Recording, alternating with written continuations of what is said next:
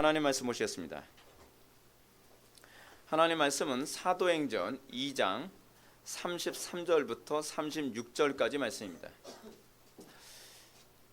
하나님 말씀은 사도행전 2장 33절부터 36절까지의 말씀, 신약성경 190페이지입니다.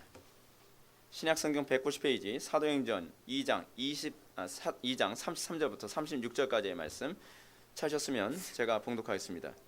하나님이 오른손으로 예수를 높이시매 그가 약속하신 성령을 아버지께 받아서 너희가 보고 듣는 이것을 부어주셨느니라. 다윗은 하늘에 올라가지 못하였으나 친히 말하여 이르되 주께서 내 주에게 말씀하시기를 내가 내 원수로 내 발등상이 되게 하기까지 너는 내 우편에 앉아 있으라 하셨도다.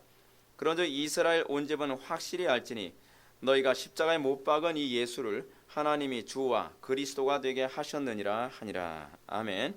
이 시간은 사도행전 15번째 강의가 되겠습니다. 성경으로 승천을 증명함이라고 하는 제목으로 하나님 말씀 증거하도록 하겠습니다. 성경으로 승천을 증명함. 우리는 계속적으로 베드로가 오순절날 성령 강림의 이 사건이 과연 무엇을 의미하는가라고 하는 부분을 그 자리에 모인 수많은 유대인들 앞에서 성경으로 입증하고 있는 것을 보게 됩니다. 베드로는 몇 개의 성경 구절을 인용하고 그것을 해석해주고 그리고 그것을 통하여서 오순절날 성령 강림을 어떻게 이해해야 될 것인가를 끊임없이 그들에게 호소하며 그리고 가르치고 입증하고 있습니다. 여러분, 그래서 신앙이란 무엇이냐면 전도란 무엇인가 하면 전도라고 하는 것은 그냥 무조건 신앙을 강요하는 것이 아닙니다. 영접기도 해. 그래야 구원받는 거야. 예수님이 십자가 못 박혀 돌아가신 거 믿고 그것을 받아들이기만 하면 구원받는다니까? 그게 아니에요. 신앙이라고 하는 것은 복음을 납득시키는 것과 관련을 맺고 있습니다. 신앙은 납득되지 않는데 믿는 게 아니에요. 그래서 전도의 중요한 요소는 설득의 요소가 있습니다. 우리는 오늘날 많은 사람들이 교회를 떠나고 있는 것을 보여야 됩니다. 왜 많은 사람들, 특히 젊은이들, 특히 남자들이 교회를 왜 많은 사람들이 떠나고 있는가? 그 이유는 분명합니다. 복음을 설득하려 들지 않고 강요를 하려 들고 있기 때문에 그렇습니다. 물론 설득도 일종의 강요의 방법 중에 하나입니다. 그런데 그 설득이라고 하는 강요는 우리의 이성에 호소하는 강요라는 차원에서 우리가 강압적으로 강요하는 것과는 다릅니다. 신앙이라고 하는 것은 괜히 이성적인 요소가 있습니다. 그리고 이 이성적인 요소로 설득이라는 강요를 통해 그들이 하나님의 말씀을 듣고 배우며 그러는 가운데 그들이 전인격적으로 이 비용 계산을 하고 그리고 그것을 인정하며 그들은 구원을 받게 되는 것입니다. 저는 여기서 베드로가 오순절날 성령 강림 사건에 대해서 의문을 갖는 사람들에게 이 오순절날 성령 강림이라는 이 현상에 대한 성경적 해석을 해주고 있음을 여러분한테 말씀드리고 있습니다. 저는 여기서 성경에 대한 현상에 대한 해석이라는 말을 여러분들한테 좀 강조하고 있습니다.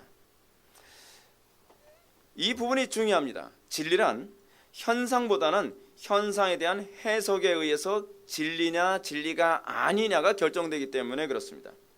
왜냐하면 사단은 항상 현상 또는 팩트, 특정한 사실을 인정하지만 특정한 사실을 거짓되게 왜곡되게 해석함으로써 그것을 거짓으로 만드는 것이 바로 사단의 전통적인 방법이었기 때문에 그렇습니다.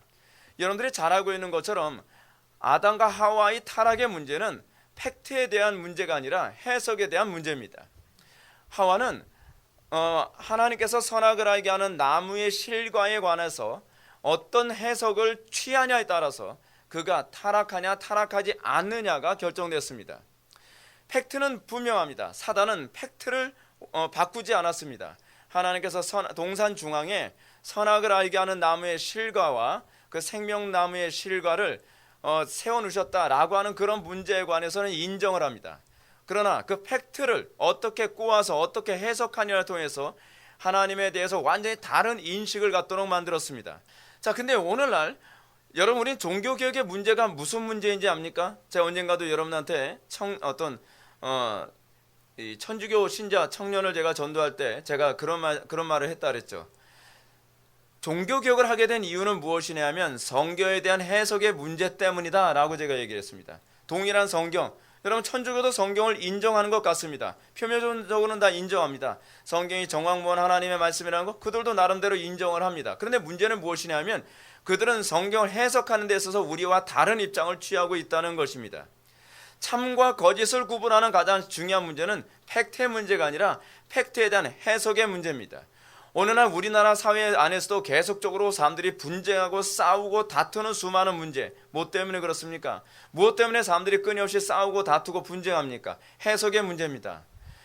똑같은 사회적 현상의 문제, 경제적인 문제, 문화적인 문제, 사회적인 문제, 정치적인 문제, 수많은 문제들의 앞에서 우리는 무엇을 강요를 받냐 하면 이 문제를, 이 현상을 어떻게 해석할 것인가에 관해서 우리는 끊임없이 강요를 받습니다.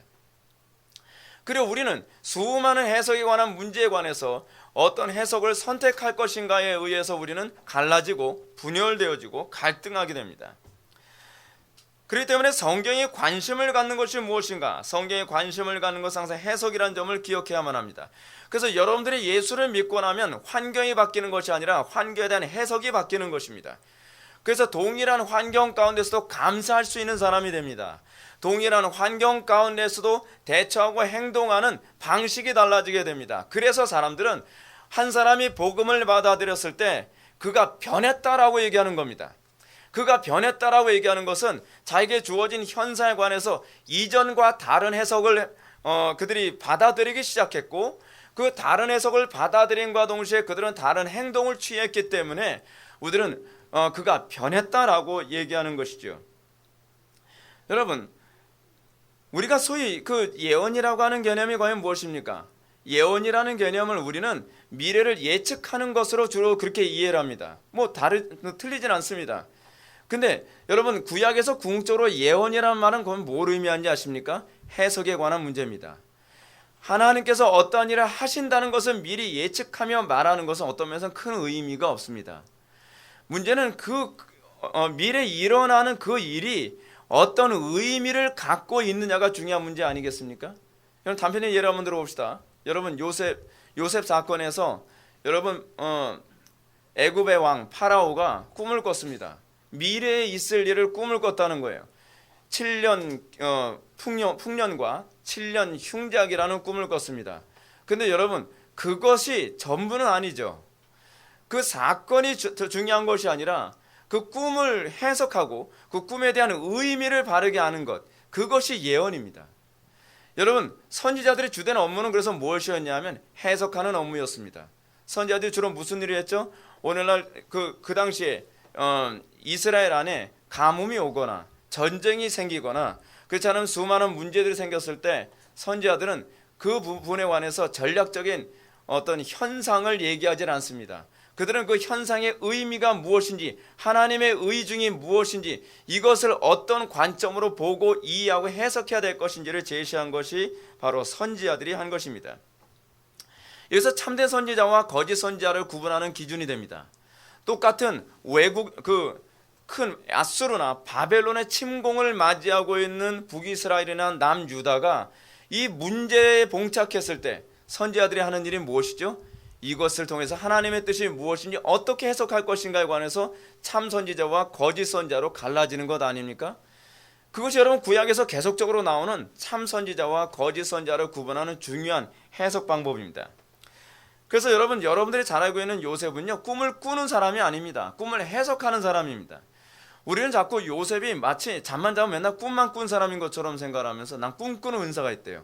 그러면서 자기는 하나님의 뜻을 알려면 자기는 꿈을 꾼대나요? 그 꿈꾸고 나서 맨날 엉뚱한 소리 하잖아요. 여러분 그러면서 맨날 그 사람들이 뭐라 하니까 꿈꾸는 은사의 대표된 사람이 요셉이래요. 요셉이 꿈 몇 번 꿨습니까? 요셉이 꿈꾼 내용은 두 가지밖에 없어요. 근데 그것조차도 하나예요. 결국은 요셉이 주로 하는 일은 무엇이었냐면 꿈을 해석해 주는 일이었어요.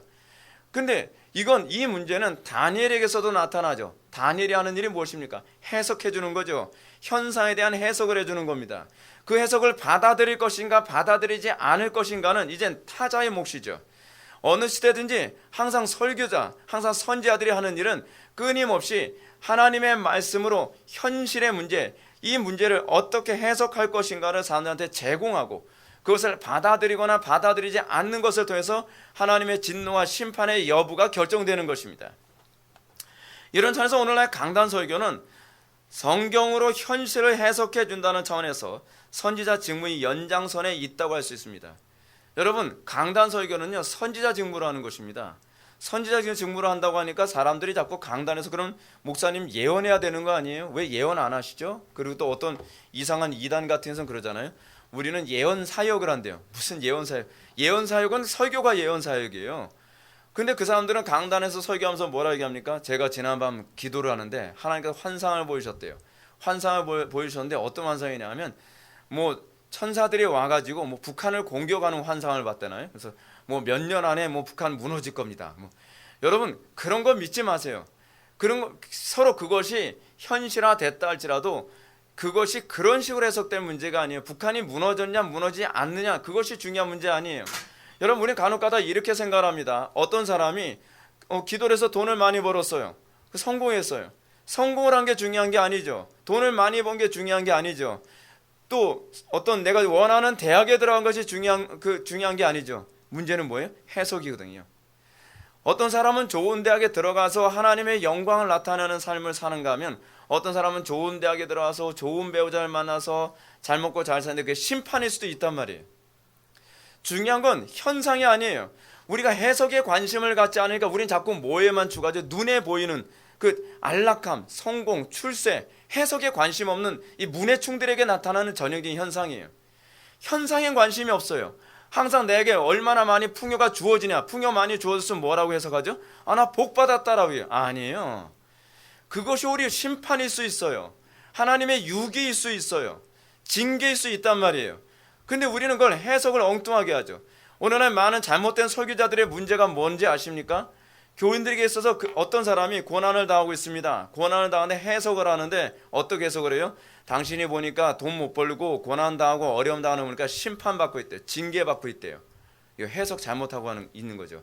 이걸 거짓 선지자라고 얘기하는 거예요. 또 어떤 사람은 풍요하고 막 성공하고 그러니까 하나님께서 복 받아서 그렇다는 거예요. 정반대일 수도 있어요. 그 사람이 심판을 받는 걸 수도 있어요.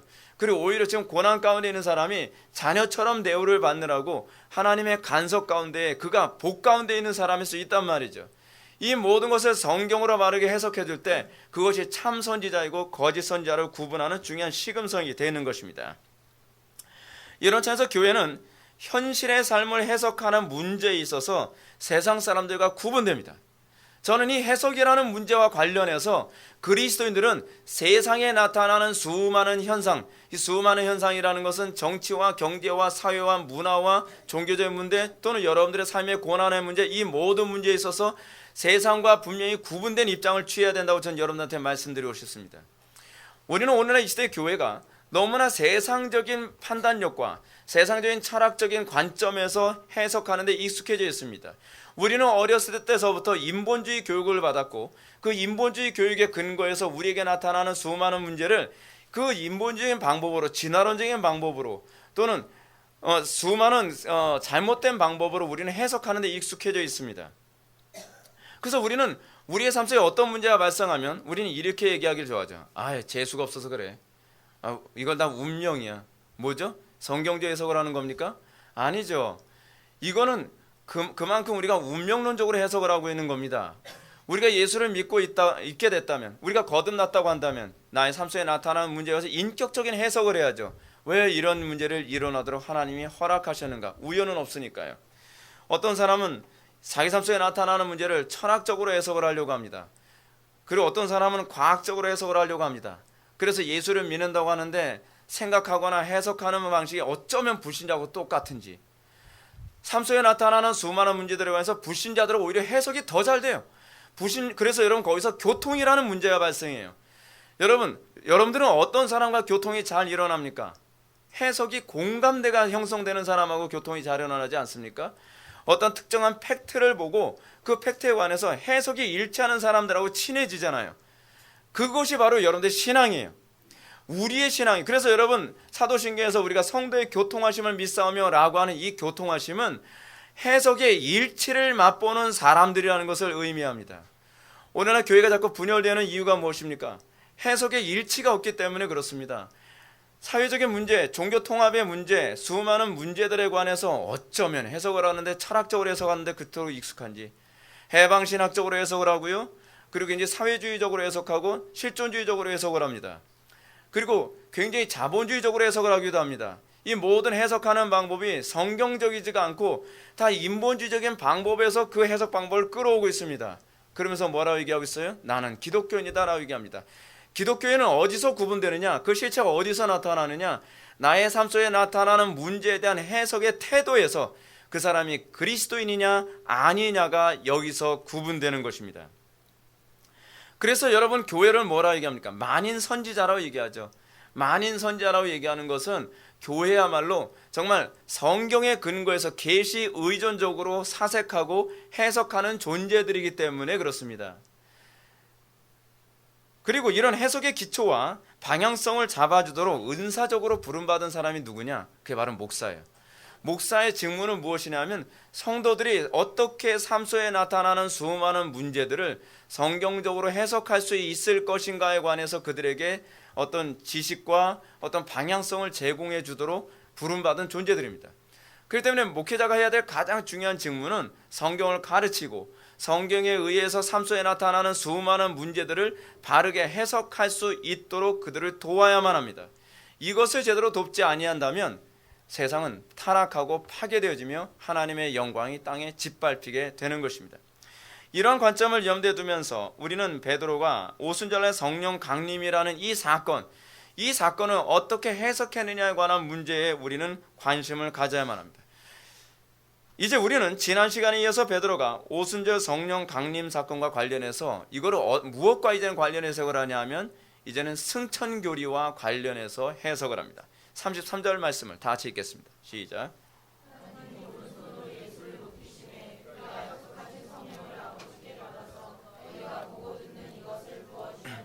아멘.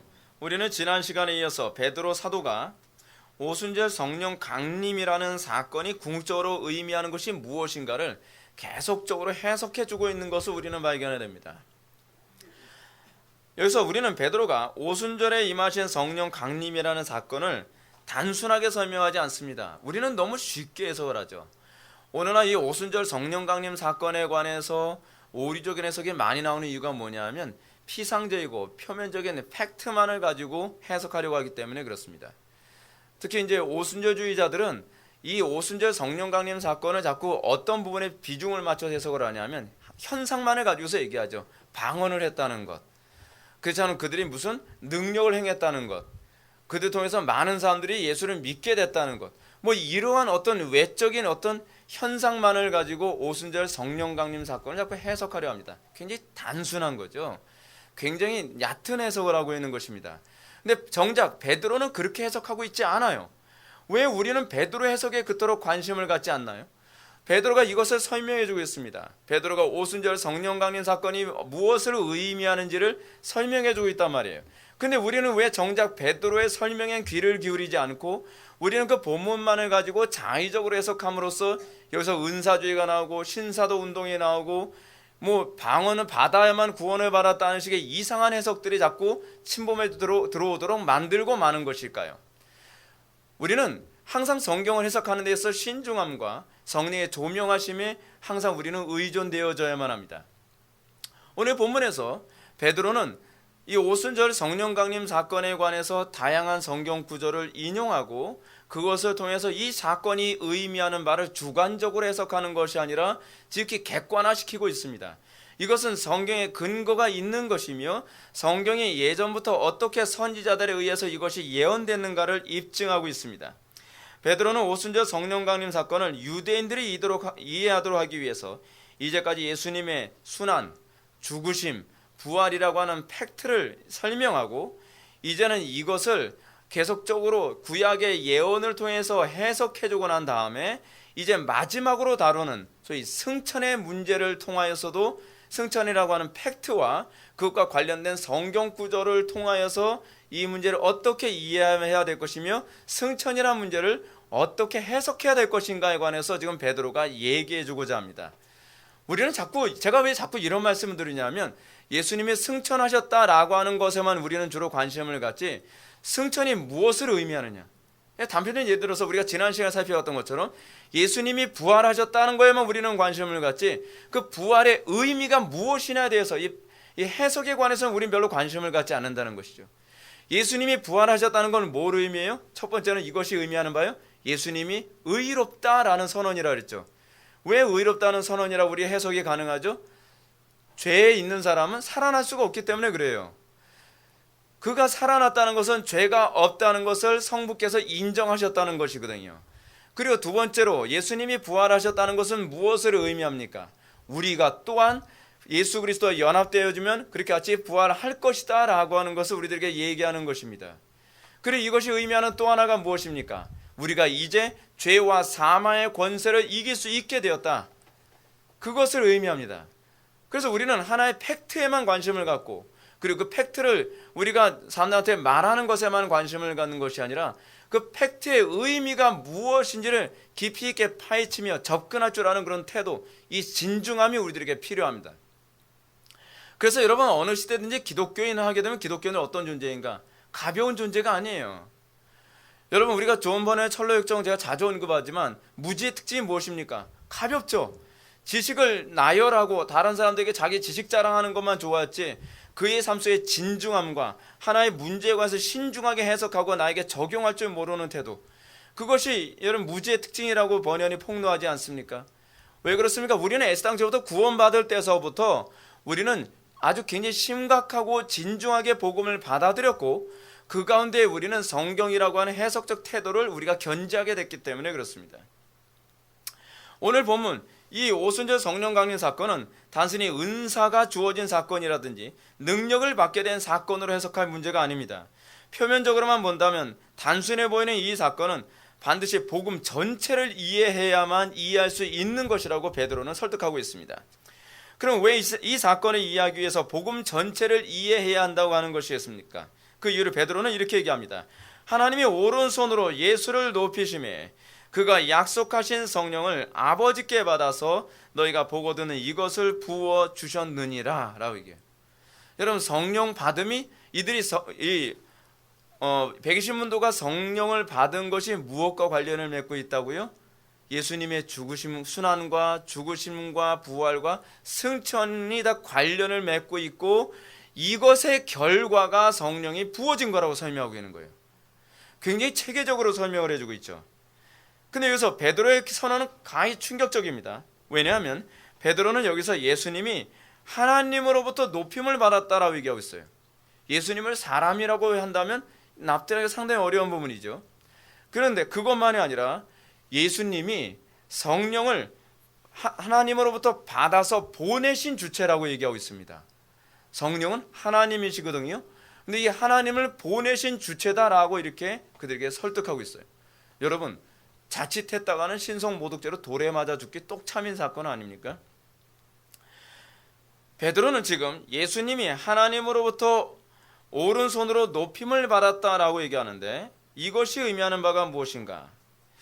그리고 예수님이 하나님이신 성령님을 친히 받아서 보낸 장본이라고 하는 것은 무엇을 의미하는가?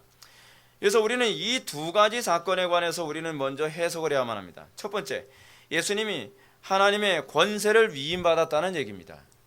그러니까 성부께서 예수님을 오른손으로 높이셨다라고 하는 표현은 하나님의 권세를 위임받았다는 거예요. 무슨 권세요? 왕권을 위임받았다는 거죠. 이걸 그런 식으로 표현하는 겁니다. 이게 고대 근동지방의 표현 방식이기 때문에 오른손을 높였다라고 하는 것은 주로 어떤 의미를 가지고 있어요? 그것은 그 소위 왕의 그 권위 위임이라는 그런 개념으로 항상 나오는 것이죠. 그래서 여러분, 그 왕의 권위 위임은 이런 표현도 사용하고요. 또 다른 표현이 있는데 뭐냐면 왕의 인장 반지를 줌이라는 개념으로도 나옵니다. 둘째는 예수님이 성령 하나님을 보내시는 위치에 놓이게 되었다는 것. 이런 베드로 주장은 굉장히 충격적이죠. 그리고 이것이 바로 승천이 가져다주는 의미라는 거예요. 그래서 우리는 이걸 교리로 뭐라고 얘기하죠? 승귀라고 얘기하죠. 높아지심. 베드로의 증거는 예수님이 어떤 중보자인지를 말하고 있는 것일 뿐입니다. 그래서 베드로는 예수님을 성자로서가 아니라 첫 아담으로서 사실은 소개하고 있는 거예요. 근데 첫 아담으로서 어떻게 소개하고 있는가? 하나님이 오른손으로 예수를 높이심이라고 하는 얘기는 여러분 무슨 얘기냐면 여러분 첫 아담이 아니라 마지막 아담, 죄송합니다. 마지막 아담으로 지금 소개하고 있는 겁니다. 근데 여러분 초창기 때 여러분 창세기에서 하나님께서 아담을 창조하실 때 어떻게 창조하셨다 했죠? 하나님의 형상으로 창조했다 그랬죠? 하나님의 형상으로 창조했다라고 하는 이 표현과 같은 표현이 무엇이냐면 오른손 높이심이에요. 그러니까 하나님의 형상으로 창조됐다는 것은 뭐예요? 하나님의 통치 대리자라는 표현이거든요. 그리고 오른손으로 높이셨다는 말도 하나님의 통치 대리자라는 표현입니다. 마치 요셉이 바로의 반지를 끼고 왕이 오른편에서 높임을 받았다는 말과 같죠.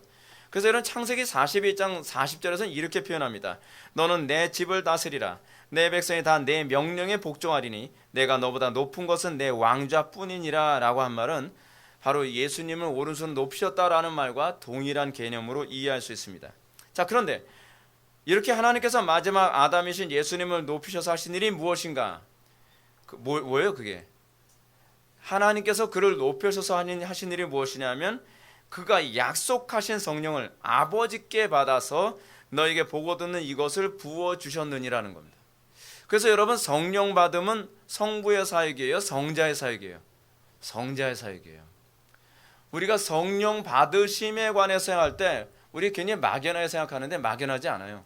이미 여기서도 굉장히 정확하게 얘기해 주고 있는 것이 무엇이냐면 베드로는 구약을 인용하면서 이것은 성자의 사역이라고 우리들에게 얘기해 주고 있는 것입니다. 그래서 예수님이 표면적으로 부활하셔서 승천하셨어야 되는 이유는 바로 예수님이 오순절날 성령을 부어주시고 또한 오늘날에도 우리들에게 성령 부어주시기 위해서 승천하셨다고 얘기하는 것입니다. 여러분 이것이 예수님의 승천의 목적입니다. 승천했다는 그 사실, 그 팩트를 아는 것만이 중요한 것이 아니라 왜 승천하셨냐고 하는 문제예요. 그래서 여러분 우리 신앙에서 중요한 게 뭐예요? What 또는 why, 이것이 여러분들이 신앙생활에서 주로 던져야 되는 질문이에요. 왜 승천하신 것이죠? 왜 예수님이 죽으셨어야만 하는 것이죠? 왜 예수님이 부활하셨어야만 하는 것이죠? 여러분 우리는 끊임없이 이런 질문을 던져야만 합니다. 이런 질문이 있을 때 여러분 뭐예요? 그것이 해석이 가능해지는 거죠. 근데 오늘날 교회 안에서 사람들이 질문하지 않을 뿐만 아니라 또한 그 질문에 대한 것을 자꾸 책망하죠. 왜 그런 질문하냐고요. 이것은 영혼들을 죽이는 겁니다. 질문을 해야만 합니다. 그러면 성령을 보내시는 것이 하나님의 통치와 어떤 관련을 맺고 있는 것인가? 우리가 이 부분을 생각해 봅시다. 첫째로 요한복음에서도 잘 언급되고 있는 것처럼 성령님이 사람들에게 오심으로 말미암아 사람들을 가르치고 가르친 모든 것을 깨닫게 하심으로 통치를 하시는 것과 관련을 맺고 있습니다. 성령을 보내시는 목적이 뭐예요? 통치하시기 위해서거든요. 통치의 목적인데 어떻게 통치하시느냐?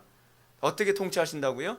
성령께서 우리 속에 내주하셔서 우리로 하여금 복음을 깨닫고 알아서 자발적으로 그 통치에 복종하도록 하는 거예요. 그래서 회개에 합당한 열매가 안 나오면 신앙이 아니라고 하는 이유가 거기 있어요. 자발적으로 순종하는, 자발적으로 하나님께 즐거이 헌신하는 일이 없으면 신앙이 없다고 하는 이유가 무엇이냐면 즐거이 헌신하지 않는다는 것은 그 안에 성령이 없다는 걸 얘기해요. 하나님의 통치가 없다는 거예요.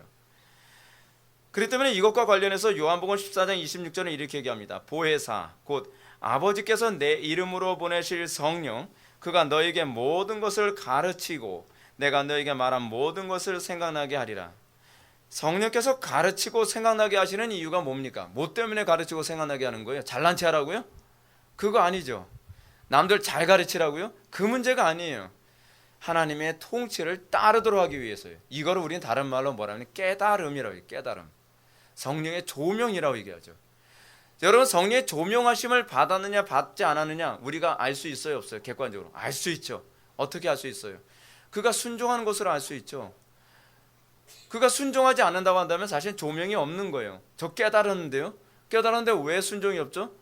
저는 의지가 약해서 그런 것 같아요. 의지의 문제가 아니에요. 깨달음이 없어서 그래요. 왜냐하면 구원이란 뭐냐면 여러분 우리가 구원받았을 때 성령께서 우리를 거듭나게 했을 때 우리가 변화되는 게 뭐가 변화된다 그랬습니까? 마인드가 변화된다. 마인드가 뭐죠? 의지의 변화예요. 의지의 변화. 그래서 우리가 거듭나고 나면 의지가 변화됐기 때문에 우리에게 회개에 합당한 열매가 나타날 수밖에 없어요. 의지의 박약, 이것 얘기할 어떤 근거가 없습니다. 두 번째로 예수님께서 성령을 보내심으로 하나님의 통치를 구현하는 방식은 예수님 자신과 연합하여 예수님의 지상사역이 교회를 통해서 지속되도록 하기 위함입니다. 성령을 왜 보내셨다고요? 기분 좋으라고 성령 보내셨어요? 우리 나 성령 받을 때 오늘 굉장히 기분 좋아요. 성령 받으면 기분 좋은 것이 아니라 성령을 주시는 목적은 기분 좋게 하기 위해서가 아니라 하나님의 뜻을 이 땅에 구현하기 위해서요. 예수님의 사역이 끝난 게 아니시죠. 예수님께서 부활하셔 승천하셔 다 이루었다라고 하는 것은 우리의 구원의 기초를 다 이루셨다는 것이지 지상 사역이 완전히 끝났다는 게 아니에요. 예수님의 지상 사역이 이제는 누굴 통해서 일어나요? 그의 몸된 교회를 통해서 일어나죠. 교회를 그리스도의 몸으로 접붙이게 하고 그 교회를 통해서 그리스도의 하나님 나라 사역이 지속되도록 하기 위해 성령을 보내신 거예요. 요한복음 15장 1절과 2절의 말씀 이것을 잘 표현합니다. 나는 포도나무요 내 아버지는 농부라. 물은 내게 붙어있어 열매를 맺지 아니하는 가지는 아버지께서 그것을 제거해 버리시고 무릇 열매를 맺는 가지는 더 열매를 맺게 하려 하여 그것을 깨끗하게 하시느니라. 이 말씀 속에서 예수님은 성부 하나님을 농부라고 표현합니다. 그리고 자신을 참 포도나무라고 표현하시죠. 그리고 장차 성령을 받을 교회를 뭐라고 얘기해요? 참 포도나무에 연합된 가지라고 표현합니다. 근데 여기서 재미있는 표현이 있어요. 열매를 맺는 주체는 누구죠? 포도나무죠. 포도나무가 열매를 맺는 주체예요. 근데 열매는 어디에 맺혀져요? 가지에 맺어지는 거예요. 가지에. 그래서 이 성도들의 삶 속에 열매가 맺어짐을 통하여서 우리가 그리스도와 연합되었음을 우리가 입증할 수 있고, 그것을 통해서 우리는 항상 열매를 맺을 때에 이 열매의 주체가 내가 아니라 바로 그리스도다라고 우리가 고백하는 것입니다. 왜냐하면 예수께서 가지가 포도나무에 붙어있지 아니하면 스스로 열매를 맺을 수 없다고 하기 때문에 그런 것이죠.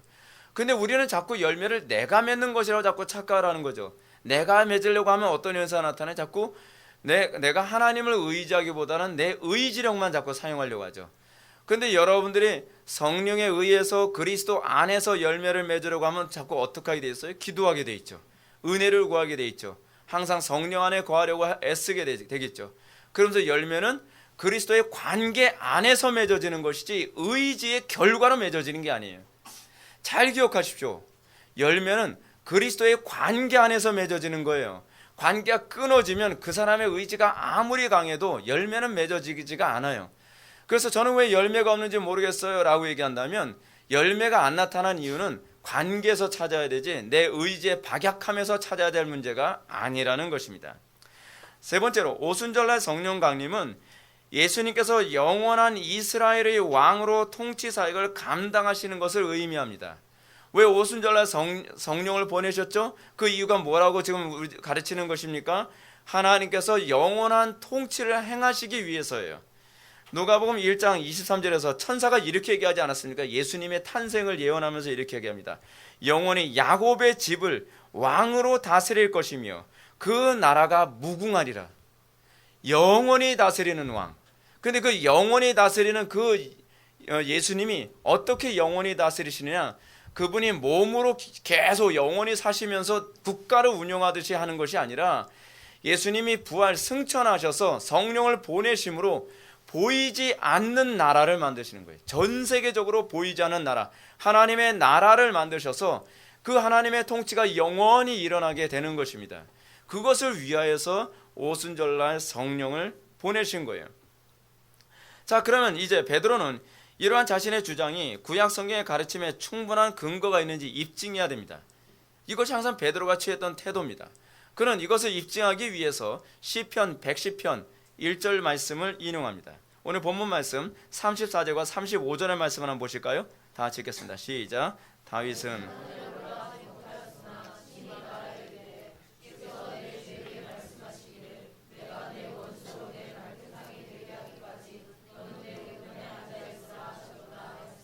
아멘.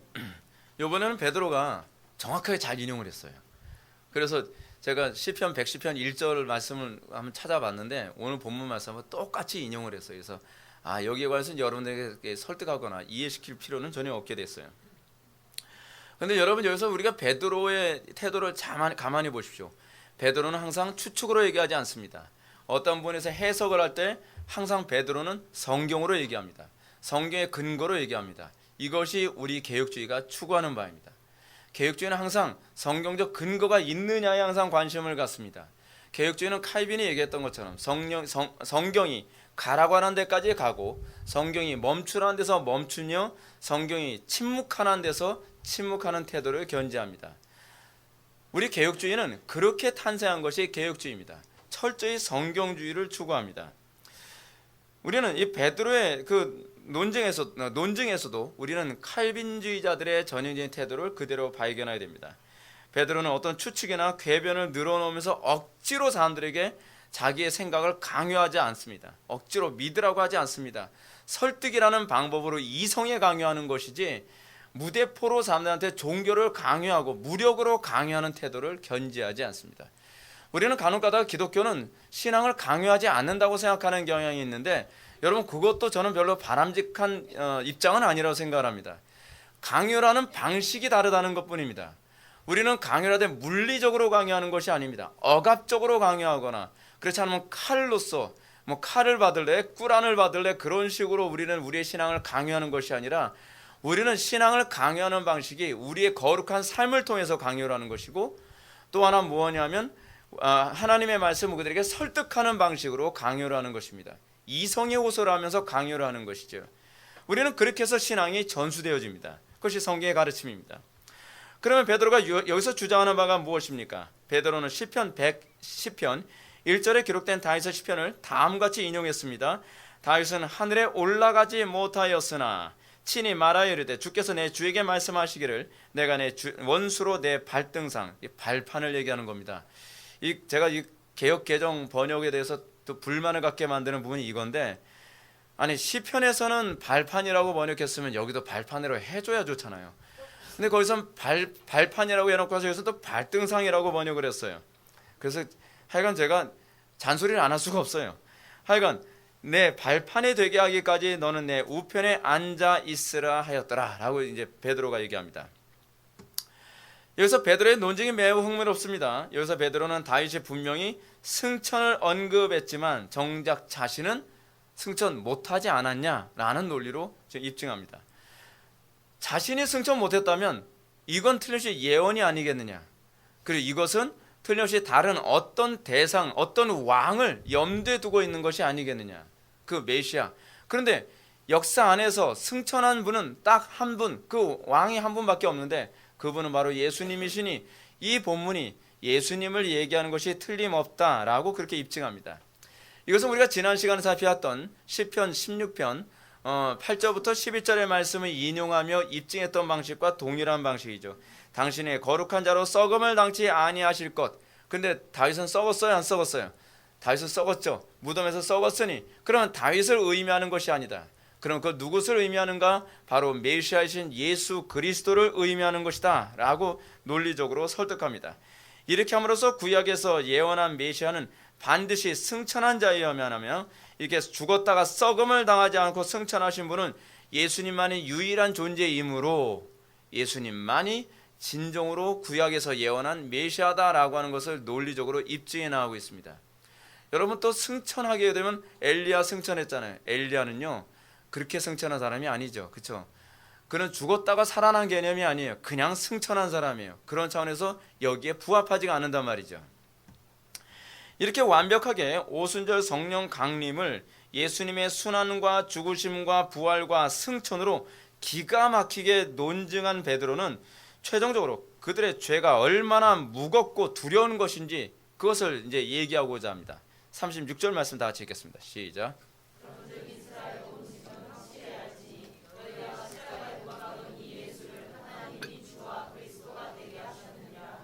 아멘.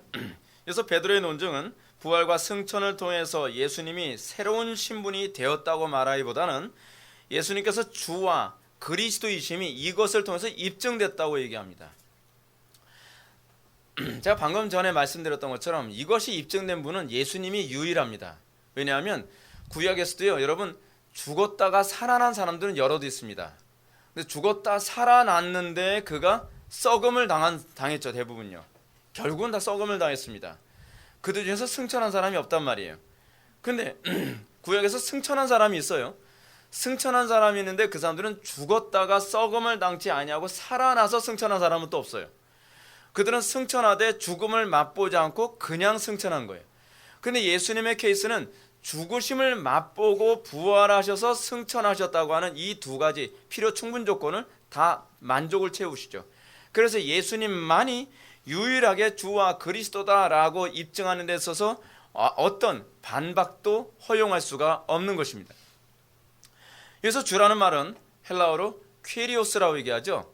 퀴리오스라고 얘기하는데 이것은 사실은 히브리어의 번역형입니다. 히브리어로 아도나이를 헬라어로 퀴리오스라고 번역하지 않습니까? 여러분 뭐 옛날 영화 중에 그런 영화 있잖아요. 주여 어디로 가시나이까? 이런 그런 영화 아십니까? 이거 아는 체 하게 되면 세대 차이 날지도 모르는데, 예. 거기서 나오는 얘기가 이제 퀴리오스가 나와요. 이 퀴리오스, 주라고 하는 단어는 누구에게만 사용되는 표현이냐면 하나님에게만 사용되는 표현이에요. 아도나이.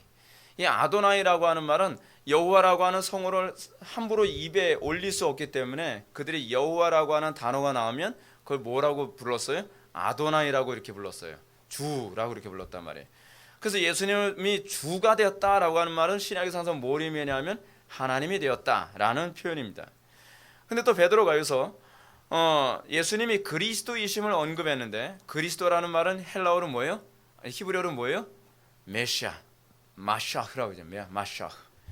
이 마샤흐라고 하는 표현은 구원자라는 얘기예요. 그래서 예수님이 어떤 존재임이 입증되었다? 예수님이 하나님이시며 또한 구원자임이 입증되었다라고 얘기하는 거예요. 여러분, 근데 이게 사실은 구약에서 뭘 의미하냐면 구약에서 여호와의 특징이에요.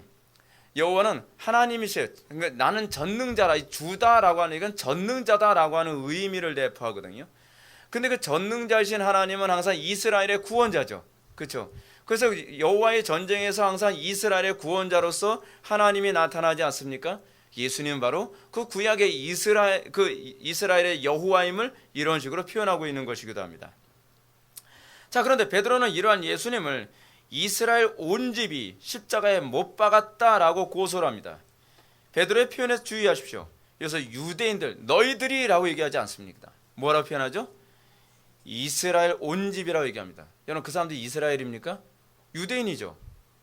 여러분, 이스라엘 하게 되면 12지파를 다 포함하는 표현 아닙니까? 근데 이스라엘 온 집이라고 이렇게 표현한 이유가 무엇이겠습니까?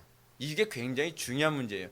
그들이 지금 얼마나 끔찍한 죄를 범했는지 이걸 알게 하기 위해서예요. 여기서 이런 표현을 사용한 이유는 무엇이냐면 하나님과 언약을 맺은 백성이라는 얘기예요.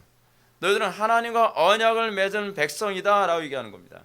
그런데 다시 해서 하나님과 신의 산에서 언약을 맺은, 다시 해서 결혼한 하나님과 신랑과 신부의 관계로 언약의 그 관계를 맺었는데 그 언약의 당사자인 하나님을 어떻게 해요? 너희들이 십자가에 못 박았다라고 표현하는 겁니다. 그들의 죄가 얼마나 심각한지를 알게 됩니다. 단순히 사람 하나 죽인 문제가 아니라는 겁니다. 여러분, 오늘날 우리가 하나님 앞에 그 죄를 범하는 문제, 이게 얼마나 심각한지 잘 의식을 못해요. 여러분 어떻습니까? 주일 성수 한 번 안 해도 되는 겁니까? 이게 얼마나 심각한 문제인지 전혀 의식은 못하죠. 예배 좀 늦어도 괜찮은 겁니까? 아니에요. 여러분들은 이것이 얼마나 심각한 문제인지 여러분은 의식을 못하고 있습니다.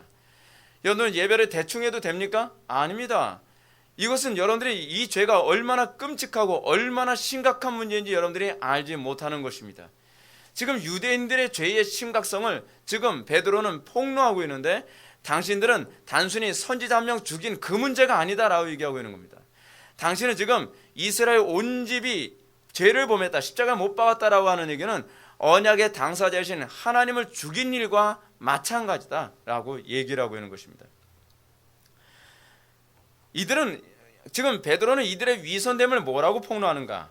그들은 남편을 사랑한다고 입으로는 고백하면서 정작 교묘한 방법으로 남편을 죽인 여자와 같다. 마치 독살시켜서 죽였다는 식으로요.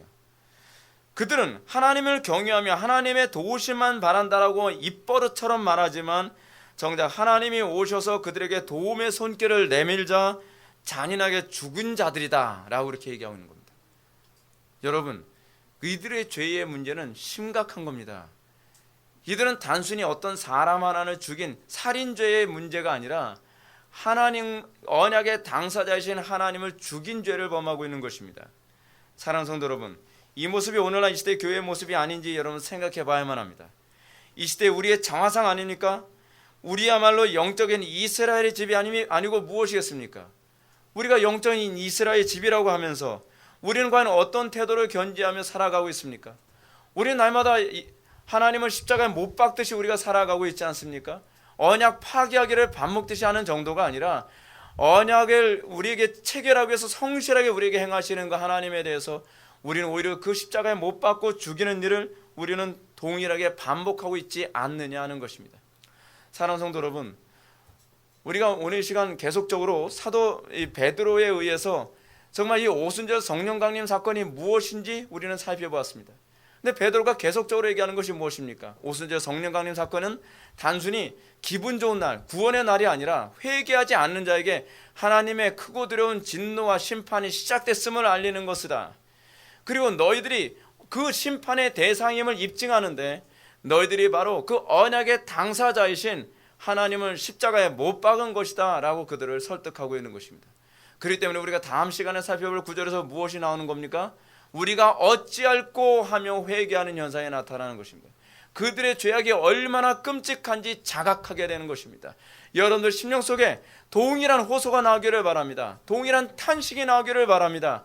그래서 여러분들이 얼마나 하나님 앞에서 크고 두려운 범죄 가운데 있으며 이제 회개하여 우리가 성령을 받음으로 하나님의 심판에서 돌이켜 이제는 그날이 구원의 날이요 그날의 빛이 날이 되기를 여러분들과 저에게 있어지기를 주님의 이름으로 축원합니다. 다시 기도하시겠습니다. 사랑이 많으신 하나님 아버지, 우리가 오늘 이 시간 오순절날 성령 강림 사건이 의미하는, 그리고 주님께서 십자가에 못 박혀 죽으시고 부활하신 사건이 의미하는 바가 무엇인지를 우리가 살펴보았습니다.